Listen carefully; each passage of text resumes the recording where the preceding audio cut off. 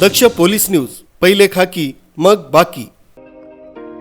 ठाणे येथे पोलीस उपनिरीक्षक सेवेत असताना त्यांना बढती मिळाल्यानं नाशिक पंचवटी पोलीस ठाण्यात पोलीस निरीक्षक म्हणून श्री सुधीर पाटील यांची नियुक्ती झाल्यानं श्री साई सहाय्य समिती इगतपुरीच्या वतीनं त्यांचं स्वागत करण्यात आलं। ठाणे येथे बदली होण्यापूर्वीच ते इगतपुरी रेल्वे व लोहमार्ग पोलीस ठाण्यात सेवेत होते।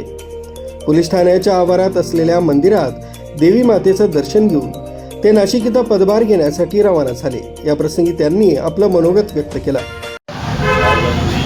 ठाणे शहरावरून सहाय्यक पोलीस निरीक्षक पदावरून निरीक्षकपदी पुन्हा एक संतांच्या भूमीत मला काम करण्याची पुन्हा एकदा संधी मिळाली। यावेळी पण मी 2017पासून नाशिक जिल्ह्यामध्ये कार्यरत होतो 2021पर्यंत।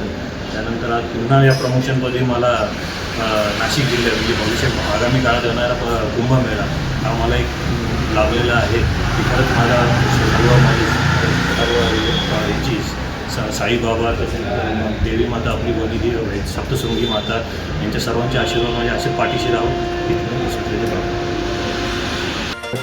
दक्ष पोलीस न्यूज, इगतपुरी।